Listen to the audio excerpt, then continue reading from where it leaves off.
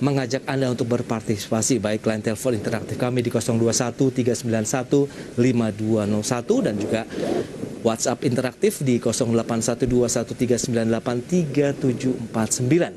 Baik, untuk membahas bagaimana strategi investasi dan proyeksi dari pergerakan indeks harga saham gabungan, langsung saja kita sapa bersama dengan Bapak Kiswoyo Aidijo, Head of Investment dari PT Reswara Gian Investa. Halo, selamat sore.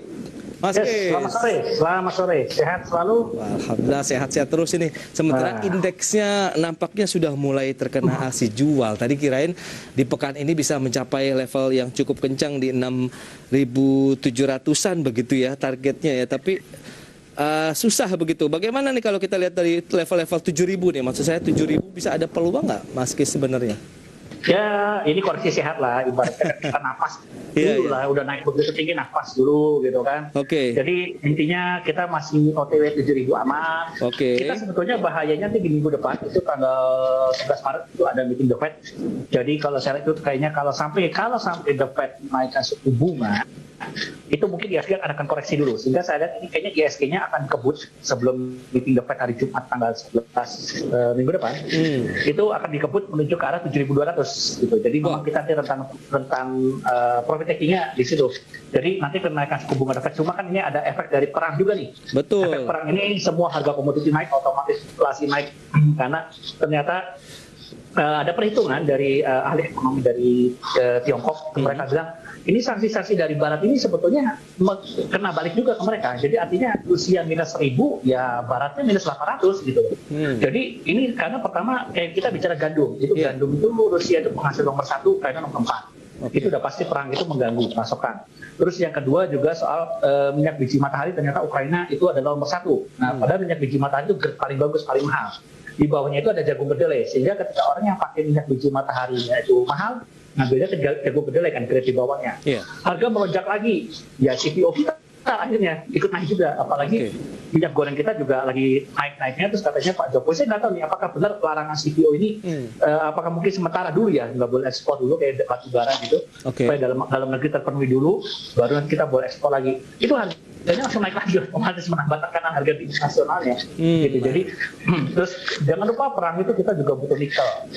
Kebetulan Rusia juga adalah salah satu penghasil nikel dunia, kalau nggak salah sekitar 20%.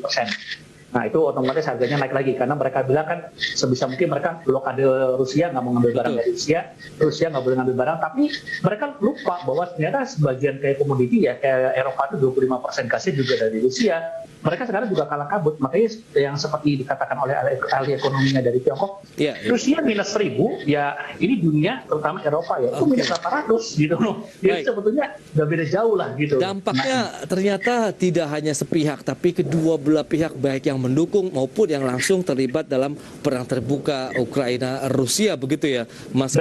Baik, tapi kalau kita lihat dari Amerika Serikat sendiri, The Fed, begitu kabarnya juga akan menaikkan suku bunganya. Tapi ada informasi peluangnya hanya mungkin 5 kali saja dibandingkan dengan sebelumnya bisa 7 kali, apalagi ancaman inflasi akan meningkat cepat dengan adanya. Sebetulnya kebalik dari 3 kali sudah naik jadi 4 kali, sekarang bisa jadi 5 kali. Itu awal-awalnya cuma 3 kali. Yang pernyataan The Fed itu antara 3 sampai 4 kali. Kok sekarang udah jadi 5 kali ya. Tapi jangan lupa seperti cerita tadi saya barusan, ini kenaikan harga itu kan otomatis inflasi tinggi. Ini kalau sampai The Fed menaikkan suku bunga terlalu tinggi, terlalu cepat, itu juga bahaya. Karena ini karena Putin sudah bilang bahwa ya semoga saja omongan Putin benar-benar kali ini dibuktikan. Karena kalau omongan Putin dari perang di Suriah sama di Georgia itu beneran. Dia bilang harapannya 2 Maret, ya artinya besok atau Jumat dini hari ya artinya ya, perang selesai. Nah itu kalau perang selesai atau harga turun semua, ya otomatis inflasi juga hilang kan gitu loh. Jadi memang ini kita lagi menunggu apakah, saya rasa mungkin The Fed akan wait and see, karena kenaikan harga komoditi ini kan membuat inflasi naik, itu takutnya semakin boring.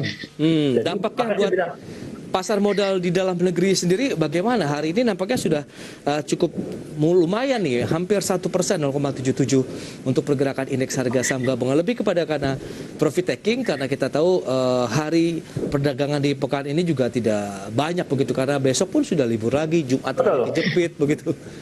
Jumat kejepit. Jadi gini, pertama saya selalu ingatkan IHSG itu adalah gambaran ekonomi Indonesia. Ekonomi Indonesia, bukan ekonomi dunia. We don't care dengan Amerika, we don't care dengan Ukraina, Rusia, atau Eropa, we don't care. Ekonomi Indonesia 6 bulan ke depan, bukan minggu depan atau bulan depan. Artinya kita hanya melihat basicnya adalah ekonomi Indonesia. Pertama kita lihat apa corona. Ternyata corona sudah berhasil kita lalui, sudah mulai turun. Kemarin di puncaknya pun rumah sakit tidak parah, tidak separah gelombang Delta Juli Agustus tahun kemarin. Terus kita lihat juga ekonomi sudah mulai jalan tol istilah udah macet gitu kan. Jadi memang harapan kita adalah nanti puncak konsumsi Indonesia itu Lebaran, itu adalah puncak konsumsi Indonesia yang akan menyokong pertumbuhan ekonomi Indonesia di Lebaran. Dengan corona kali ini reda, harusnya itu Lebaran sudah aman lah. Itu nggak ada kunci-kuncian lagi lah, gitu kan, udah bebas lah, mau mudik aja lah. Gitu kan. Betul. Nah, dan pemerintah juga arahnya akan menjadi pandemi, begitu ya, bukan pandemi lagi. Betul, nah itu otomatis pertumbuhan ekonomi bisa lebih bagus. Mungkin full year kita 5% tahun ini bisa tercapai. Jadi otomatis gambarannya apa ya, ekonomi Indonesia akan naik ke atas. Oke, itu dari sisi domestik. Dari sisi internasional, tadi saya bilang harga komoditi naik. Jangan lupa kita penghasil nikel, penghasil timah, CPO juga. Semua satu memang yang menjadi masalah trouble kita masih impor minyak bumi untuk BBM kan, intinya gitu, energi. Tapi kalau kita bicara yang lain, kita ini juga eksportir malahan sebetulnya. Jadi kenaikan harga ini juga mendukung, kayak batu bara kita juga itu untungnya tebal gitu kan. Makanya saya bilang ini emiten komoditi ini, apalagi laporan keuangan juga sudah lagi musim keluar ya, itu mereka bagus-bagus lah, terutama yang komoditi ya, karena dari tahun kemarin kan sudah ada kenaikan kan. Nah itu laporan keuangan bagus, mereka tinggal menunggu, kita menunggu nih, dividennya kayaknya besar-besar nih.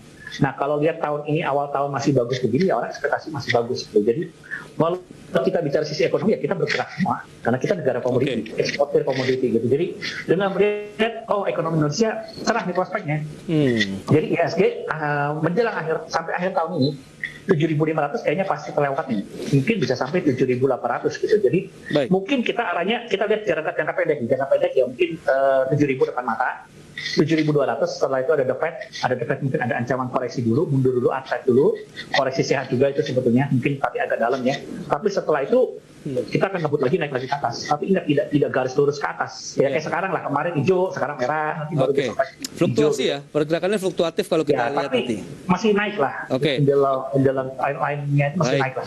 Mas Kis, tadi juga ada informasi menarik begitu pada sesi pertama, saham-saham yang berbasis pertambangan batu bara mendominasi top gainers begitu. Anda melihat ini kaitannya dengan kenaikan harga minyak mentah dunia begitu sehingga memicu kenaikan harga komoditas lainnya, atau bagaimana? Apakah investor perlu mencermati juga pergerakan saham-saham berbasis batu bara tadi?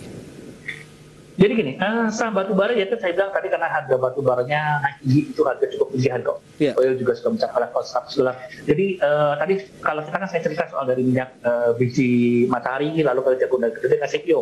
Nah sama, yang rate atasnya itu adalah orang pakai oil dulu. Ketika harga oil mahal, orang akan beralih ke yang lebih murah, yang lebih bersih, paling bersih adalah gas. Tapi ternyata harga gas naik juga, ya orang akan mencari yang paling murah lagi di bawahnya, itu batu bara. Memang paling kotor. Tapi apa boleh buat? Karena Italia pun bilang kalau sampai gasnya belum dimati dari Rusia. Tapi kalau sampai Rusia memaksa mematikan gasnya, mereka mau menghidupkan kembali PLTU mereka yang batu bara lagi.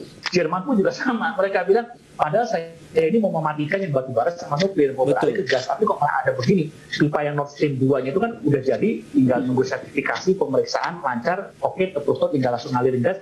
Ada kasus begini mau nggak mau kan dihentikan dulu karena ada tekanan politik kan.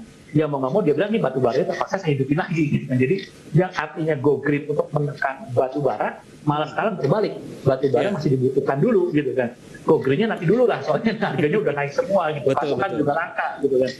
Itu dia. Nah ini terkait dengan pertanyaan pemirsa yang sudah masuk dari line WhatsApp interaktif nih Mas Geswoyo. Kita akan coba bahas ya. Ada beberapa yang diantaranya menanyakan juga terkait dengan sektor komoditas begitu ya, pertambangan misalnya. Ada Adaro juga yang ditanyakan oleh Bapak Mahmudin Siregar di Medan ini. Selamat sore Pak Mahmudin. Sampai dengan akhir bulan Mas Geswoyo ditanyakan Adaro sudah punya posisi di 2580, akan kemana nanti pada akhir bulan ini? Kalau ini saya belum tahu nih perang ini kapan berakhir. Kalau memang benar besok atau lusa perangnya berakhir, harusnya sih kenaikan harga komoditi ini akan endgame. Artinya sudah mulai berhenti karena pasokan sudah mulai dipulihkan. Karena saya yakin begitu perang selesai ini pasti sanksi Rusia pasti dilonggari semua. Karena mereka semua juga tahu ini kenaikan harga komoditi ini memukul perekonomian dunia yang kan corona kita baru berakhir di dunia, tidak hanya di Indonesia, di dunia juga baru berakhir. Mereka sudah mulai menaikkan pertumbuhan ekonomi mereka atau harga komoditi naik. Ini kan bisa membuat mundur lagi nih. Jadi mungkin saya lihat kalau perang begitu berakhir, kayaknya sanksi akan mulai dikurangi sehingga Rusia bisa jualan komoditinya, mereka juga bisa beli. Ya otomatis harga komoditi mungkin akan ada penurunan gitu, nggak naik setinggi ini gitu. Kalau memang perangnya berakhir besok atau lusa. Nah kita lihat ini sebetulnya kan ya, hanya mereka berdua yang berperang ke Ukraina Rusia dan Tuhan yang tahu nih sebetulnya ini perangnya mau berakhirnya kapan gitu kan. Ya, selama perang, jadi memang sorry ya bukannya kita mendukung perang, tapi kalau perang itu masih berlanjut lebih lama lagi, artinya sampai minggu depan, ya harga komoditi masih tinggi dan otomatis kayak Adaro dan ini salah satu yang mungkin ikut dapat imbas positifnya gitu. Tapi kalau misalnya perangnya berakhir, ya mungkin Adaro akan terkena koreksi dulu nih saya lihat gitu. Karena memang kalau kita lihat grafiknya sudah cukup tinggi ini. Itu dia. Akhir bulan gitu. Yang ditanyakan sampai akhir bulan Maret ini Adaro akan kemana nih support resistennya Mas? 2.600 sudah lewat. Kalau 2.600 sudah lewat, berarti berikutnya adalah level 2.700 sebetulnya di situ. Oke. Gitu. Kalau lihat bawahnya ya 2.600 dan lalu 2.500. Bawahnya lagi kalau 2.500 tembus ya berarti bisa ke 2.400. Lalu bawahnya lagi bisa turunnya serem, bisa di bawah 2.300 lagi. Oke. Tapi kalau sudah punya posisi di 2.580, baiknya di hold saja atau bagaimana? Nah, kalau sudah punya posisi di bawah, berarti artinya kita harus jagain. Artinya apa? Kalau misalnya harga masih naik ya biarin saja. Tapi kalau begitu harga sudah mulai berbalik ke bawah, kita harus buang, jangan sampai rugi. Kalau bisa berapa tuh 2580 kan? Betul. Ya berarti artinya kalau ada harga 2.600 buang aja. Jadi jangan buangnya, jangan udah minus sudah rugi berarti buang. Oke. Jadi sisa-karena keuntungan. Tapi kalau misalnya harganya misalnya ini kan besok libur.